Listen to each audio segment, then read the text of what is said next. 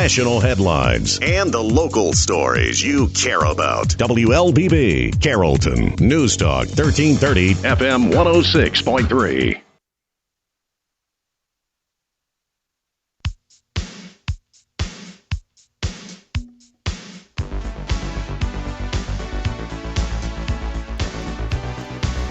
Good Monday morning. Welcome to the WLBB Community Voice program here on News Talk 1330, FM 106.3. It is now 8:30. I'm your host, Colin Worthington. My guest, one of three candidates running for the vacant Ward 1 seat on Carrollton City Council. Second guest we've had the opportunity to interview who is qualified for that seat. Before we do introduce Danielle Fluck, let me go over the election. In case there is some sort of confusion about all the elections that are going on right now, we do have two that we've been talking about, two ballots that we've been talking about a lot over the last month. Qualifying for the race we're going to be talking about now ended about, I think, 2 weeks ago, week and a half ago, and this is actually going to be on the ballot in May the 19th is the state primary. But now, having said that, the election that was scheduled for next week, a week from tomorrow, that's actually going to be on the May 19th ballot as well. That's the one that includes East Blost and what was the other? Oh, presidential primary. That's on there as well. So now they're going to combine those all on that same ballot somehow. And if you've already voted early, they're going to make sure that your vote does count. And hopefully at this point, it doesn't sound like you're going to have to vote again if you did vote. So we'll find out how all that works out. But I do want to just point out that those were two different, election cycles, but they're now going to be one. So let us focus on this one. Carrollton City Council Ward 1 candidate Danielle Fluck, good morning. Good morning. And thank you for coming out to be on the program this morning. If you wouldn't mind kind of sneaking in there a little bit. Yep. And hopefully I'm not blocking her from the Facebook Live there. Joel Brock doing Facebook Live this morning. If you have questions or comments, I do encourage you to give us a call, 678-601-8255, 678-601-TALK. And, of course, you can post your comments and questions on the News Talk 1330 WLBB Facebook page. So introduce yourself. Who are you? What are you all about? So I'm Danielle Fluck. I'm actually a resident of Ward 1, obviously, because I had to qualify. But I grew up in Long Beach, California. I know you were going to ask me about it, but I've been here for about 10 to 11 years. I graduated from West Georgia twice, put myself through that rigorous study 2 times. First for a bachelor's in political science, and then went back for the master's in public administration. I work at the Capitol. I'm actually a fiscal policy analyst in the governor's office of planning and budget. So deal with a lot of public policy and financial things. I'm kind of a nerd. And that's me in a kind of a nutshell, especially with the nerd part. We can talk about your position with the state and how that'll benefit city council. Okay. Should be on there. But what motivated you to seek this seat? I want to say you're probably the last person to qualify. Yeah. So that was kind of due to work. That doesn't necessarily mean anything. Yeah. I just wonder if you kind of looked at the other candidates and said, hey, I want to be this, or is this something you thought about for a long time? I've thought about it for a long time. I actually when Mr. Byrd discussed maybe running for mayor, I kind of considered it. I had just moved to the ward, but so Gerald Byrd's been on the council for 20 years, so he has a lot of knowledge, and when he left, that leaves a vacuum. You're losing 20 years of experience, knowledge about the ward, and just kind of processes in general. Experience in public policy and finance, and I'm kind of familiar with the things that come before the city council, and I think that kind of fills that vacuum without too much of a learning curve. Danielle Fluck, our guest on this morning's Community Voice program, one of 3 candidates seeking to I guess the complete term is about 3 more years left. I think over 2.5. I don't even think it's 2. It is okay. I think it's a little less than that. It's an incomplete term left by Gerald Byrd when he resigned at the beginning of this year. One of 3 candidates. Early voting starts was at May the 2nd, something like that. I think early voting was supposed to start April 27th, but I don't know if that's going to be adjusted with coronavirus. You brought it up. So I know. We'll go ahead and talk about the coronavirus too. How do you see this affecting your campaign? I definitely don't want to get people sick, so I'm definitely going to postpone any in-person meet and greet and shaking hands and kissing babies. Don't ever kiss people's babies. Definitely don't do that. But definitely don't want to put anybody at risk. I could shake hands with somebody and then pass it along to somebody else, and it was just good to postpone for right now. Did you have civic club meetings planned and things like that? Just kind of, I was thinking about going to some churches. I know that I was supposed to go to a church this Sunday. I just don't want to risk that. So I'll be doing things through Facebook. Definitely, if you have any questions or concerns or issues you want to bring to my attention, definitely get with me on Facebook or some sort of social media. My phone number is pretty public. So just give me a shout out. Yeah. What kind of concerns have you been hearing from residents? Sidewalks is kind of sidewalks, traffic lights, street lighting, just kind of investments in general in the ward. And I definitely want to kind of push for those things when I'm there. Or are the current issues that aren't being met? I mean, the sidewalk. I did see something on a sidewalk maybe about a month ago, or maybe 3 weeks ago. It was on Facebook, and then it seemed like the city got on it pretty quick. Yeah. Once it's on Facebook, and I think like just once people start complaining about it on Facebook, it usually goes pretty quickly to the city, and they definitely do take care of it pretty promptly when somebody brings it to their notice, I guess. The Ward 1, what are the parameters of that? Where does that start?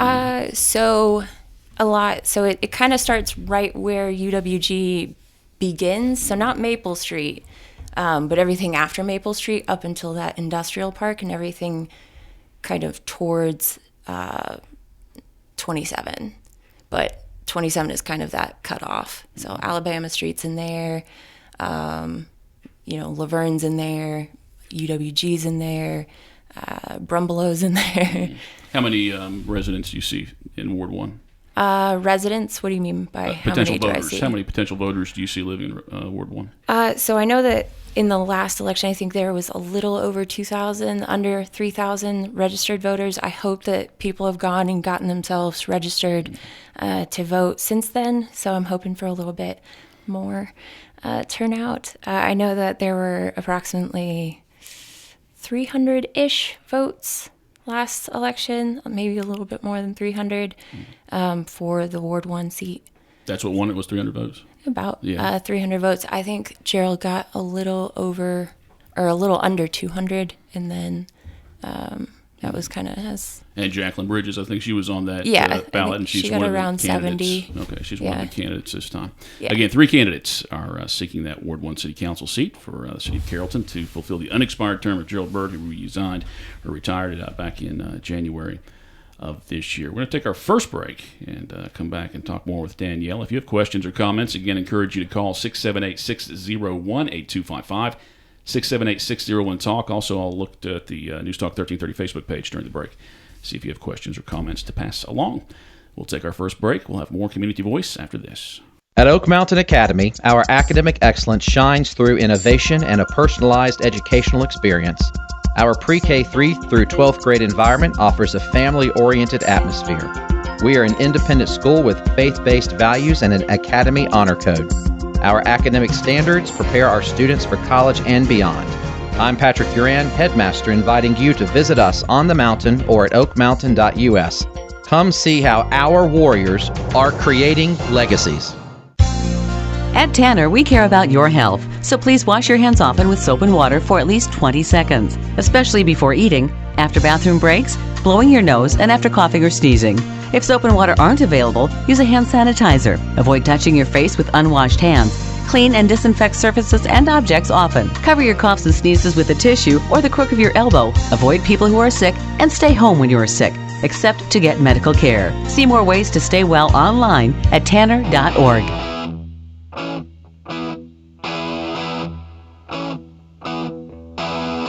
Not personally. 840. Welcome back to the WLBB Community Voice Program, News Talk 1330, FM 106.3. I'm your host, Colin Worthington. Our guest this morning is Danielle Fluck. She's one of 3 candidates seeking the Carrollton City Council Ward 1 seat to fulfill the unexpired term of Gerald Byrd. Looking on News Talk 1330, WLBB's Facebook page, Linda Riccardi Clemente says you're a very capable young woman. Well, thank you. And we appreciate everybody who's tuning into the News Talk 1330 Facebook page this morning. Do you feel that Ward 1, do you think that all wards are treated equally catered to equally by the city of Carrollton? No. So one of the reasons I decided to run is if you look at Carrollton, you can see the investment kind of going into the 3 other wards, especially Ward 3 with the Bankhead project. I think that's Ward 3, kind of maybe Ward 3 and Ward 2 kind of running up against each other. But, you have the square, there's a lot of investment there. There's a lot of investment at the start of the city, and I think that's great. But we kind of neglect Ward 1. There's not, our roads there's a lot of potholes there. Or at least, when they do come, they just fill them and then they kind of just turn back into potholes. We don't have our sidewalks stop and start again, and that's a safety concern. You can just kind of go through Ward 1 and see where it's not necessarily treated the same as other wards. And that might just be coming in time. But I want to push for that kind of stuff. I want to make sure that our residents have access to sidewalks to get where they need to go. Our residents, have the services that their businesses coming into Ward 1 that have, provide us with the services, grocery stores or, whatever needs to be there. I do know that West Georgia students have to take a bus to Kroger to get groceries. Maybe if we had a closer grocery store, that might help a lot, especially with just kind of having low income and also having a lot of senior residents that maybe don't have access to transportation. Having sidewalks would be a good thing. I think about Maple Street, the road on into University of West Georgia. And I do wonder why that's not able to maintain businesses for a long time and it's not more visited, I guess. Do you see the potential there for there are things that the city could do for that area to make it more appealing for businesses to open up? Oh, yeah. In kind of a discussion, or it might have been discussed in the comp plan for Carrollton, and kind of beautifying Maple Street. And I think that's a great idea. So Maple Street kind of runs along, it is in Ward 4, but it also runs along Ward 1. And so a lot of businesses and a lot of business owners that maybe reside in Ward 1 are also, on Maple Street. And it leads up to my beloved UWG, which is a great selling point for the city of Carrollton. That whole street, if we were to just maybe implement more sidewalks, better street lighting. I know that there was an incident where there was a student that got hit by a car a few months back. And, if street lighting can be used to prevent that from happening, or if proper traffic signals, or, more police presence, those are the things I want to do with my time on the city council. I just want to make sure that Carrollton is looking out for the students, looking out for residents of Ward 1. And Maple Street, while maybe not in Ward 1, is crucial to that. Getting people driving the businesses, or at least activity towards those businesses. But whatever we do with Maple Street, we have to make sure that we're not interrupting businesses, or at least we're limiting the interruption to those businesses, limiting interruption to college students, limiting interruption to residents in general, because we don't want to, put their businesses, block off, any entrances to their businesses or anything like that. 8:44, Danielle Fluck, our guest on this morning's Community Voice program. What do you see as the primary role of a city council person? What are the limitations of that role? So I think it's primarily representing the people in the ward,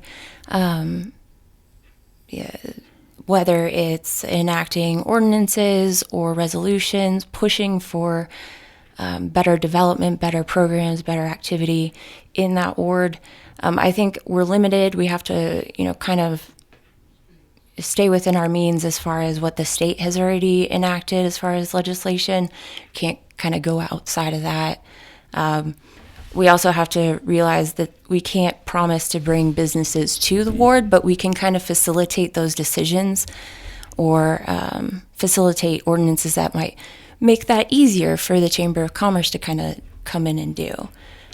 Work with our Chamber of Commerce, work with the county, the city, whoever we need to get with to bring, activity and development and programs and services to our residents. Are you aware of any ordinance or any kind of law in the city of Carrollton that's so outdated, maybe needs to be changed, or something that you think maybe negatively impacts anything? Not at the moment. I do know.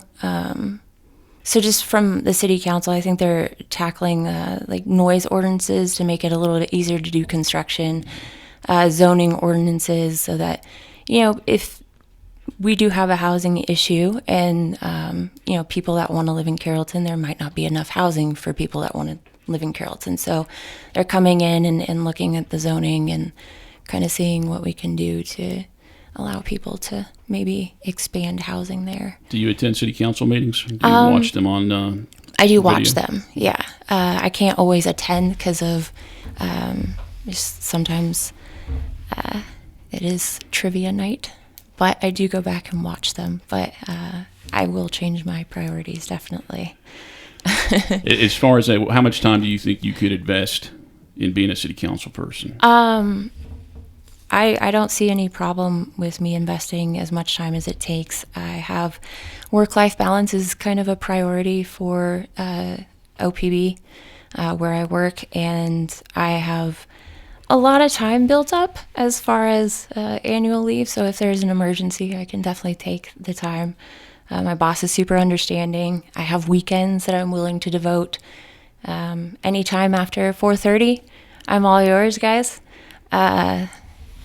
But anytime that it takes, honestly. How would you involve residents, voters, in the decision-making process, or when there's issues coming up? How would you involve them in that, in helping you maybe understand, or to giving them a voice? So I think, honestly, not everybody has access to watch the city council meetings online, but maybe bringing that information to the residents of Ward 1, maybe having some informal, more, easily attended meetings or informal town halls. Mm-hmm. But just kind of using our community spaces around Ward 1 to kind of allow people to access me and come to me with their issues. Facebook is great. Technology is great. If people have concerns, I am all for them contacting me. I want to hear it. I love to hear it. And I get really super fiery passion about issues when people bring them to me, and I try to solve them. But just whatever I have to do, I think utilizing technology, utilizing just those community spaces. Danielle Fluck is our guest on this morning's Community Voice program, one of three candidates who is running for the vacant city council seat, the Ward 1 city council seat in the city of Carrollton. And she is the second guest we've had the opportunity to interview, and we'll have all those programs up on the News Talk 1330 WLBB website and on the Facebook page as well. Right now, if you have questions for Danielle, we encourage you to call us up during the final segment of our program, 678-601-8255, 678-601-TALK. And, of course, you can post your comments and questions on the News Talk 1330 WLBB Facebook page. We'll take our final break and come back with about 10 minutes left in the program after this. At Tanner, we care about your health, so please wash your hands often with soap and water for at least 20 seconds, especially before eating, after bathroom breaks, blowing your nose, and after coughing or sneezing. If soap and water aren't available, use a hand sanitizer. Avoid touching your face with unwashed hands. Clean and disinfect surfaces and objects often. Cover your coughs and sneezes with a tissue or the crook of your elbow. Avoid people who are sick and stay home when you are sick, except to get medical care. See more ways to stay well online at tanner.org. A well-rounded education includes much more than just academics. At Oak Mountain Academy, we encourage our students to find their niche in any of our 42 co-curricular opportunities. Over the past 5 years, we have brought home 5 state and 20 regional athletic titles. Our one-act play and literary teams continuously compete at the region and state level, and our academic teams bring home first place more than not. We are warriors creating legacies. To learn more, visit oakmountain.us. 8:50. Welcome back to the WLBB Community Voice program, News Talk 1330 FM 106.3. I'm Colin Worthington. Our guest, Ward 1 City Council candidate here in the city of Carrollton, Danielle Fluck. I got about 10 minutes left here in the program. What would you say is your governing philosophy, and do you have one? Did you come into this race with one? I think my governing philosophy is treating people fairly, always being honest, and taking care of people that are the most vulnerable. So I guess that's 3 governing philosophies, but they kind of mesh well. Taking care of people more vulnerable might lead me into this question. Should Carrollton City ever consider donating funds to nonprofits in the community? I think that they have, actually. But should they? Yeah. Taxpayer money. There are questions about that every time. It depends on what the nonprofit is kind of doing. If it benefits everybody as a whole, then yeah, definitely. Do you have an example? I know that, there is while it's not necessarily in the city of Carrollton, if we had a nonprofit like Rafa Clinic or something along that lines. Rafa Clinic does healthcare for low-income people that might not have insurance or access to insurance or access to healthcare otherwise. And so I've always admired what they do. So if we had a nonprofit like that could help out, I think that would be fantastic. Has somebody ever called you the mayor of the square? Yes. What was that related to? I've been referred to as president of the square, mayor of the square, mayor of Carrollton, which is definitely, I'm not. I'm definitely not. You're not trying to bump Betty. I'm not. But my own boss calls me mayor of Carrollton. Don't know why. He just thinks I know everybody. I don't. That may have been your boss who just texted me with that name. Maybe. I'll tell you after. And then president of the square, I won an election apparently that I didn't know about. No, it was a very informal thing. It was just a goof around kind of people just blowing off steam after work. Yeah, that's all. 8:52. Say there's an issue on city council and something you're 100% certain about, and you're backing it, you're supporting it, or you're against it, whatever, but you're confident that your belief is right and believe you have the knowledge to back that up. There's another city council person who maybe is not as convinced as you are. How would you go about convincing them? Are you able to communicate your opinion calmly? And I do that every day. So there's a lot of times where I am 100%, I believe in everything I'm saying, but there might be a differing opinion, and I deal with that probably 5 times a day in my current job. And I have no problem sitting down with people that maybe have a differing opinion. I know that we all have different viewpoints, different perspectives. Maybe I'm not seeing something the way that they are, and I want to sit down with them. I want to discuss it, where I'm coming from, where they're coming from, what data, what information, what I'm basing my opinion or my decision on, and see where they're coming from as far as what are they basing their decision. Maybe I didn't see something and they're trying to kind of fill in that gap. So at the end of it, if we still can't come to some sort of agreement, maybe there's some sort of ability to compromise. Maybe we can do something incrementally, or I don't know, just compromise. Honestly, it doesn't always have to be a fight. Let's go back to your state job there. Fiscal policy analyst. What exactly is that? So it depends on what time of the year we're in. During budget development, which is like September, we start off with just, we kind of receive state agency budget requests based on the governor's recommendations or governor's budget instructions. And then we'll review it all year long. We're learning about these programs, learning about the people, learning about the activities that they perform, and kind of how that benefits our state as a whole. So we use that information to kind of analyze and evaluate the budget recommendation or the budget request that we get in. We present that information to the governor, kind of say, this is what we're recommending based on the request and kind of what we know about this program. And we always have data to back it up. And then, once he's made his decisions like yes, no, yes, then we go into legislative session and we're working with the House, working with the Senate, to kind of decide and inform them and kind of answer any questions they might have on where we came to on these recommendations and how we got there, so that we can kind of spend the taxpayer dollars most effectively. And that then, last sentence may be the perfect way to lead Yeah. into for city council. How does that Yeah. all slide into a role on city council? So one of the other roles in my job is kind of going over all of the legislation that comes through in a legislative session, and then kind of looking at the impacts and how this hurts or benefits the state, and thereby the communities. So using that information that I have as far as like this tax bill, we can utilize this here, or this legislation, we can actually broadband, for example. A while back, we passed a whole bunch of legislation about broadband and kind of expanding it to rural Georgia and how we were going to go about doing that. And so I talked to Rory when he was still on city council about that stuff. And I'm working with Erica over at City Hall to see if we can maybe get those broadband elements in the comp plan. And she's been super, super helpful on all of that. So those are the kinds of things that I can bring to the table as city council, bringing financial knowledge, bringing the policy knowledge, and kind of taking that to benefit our community.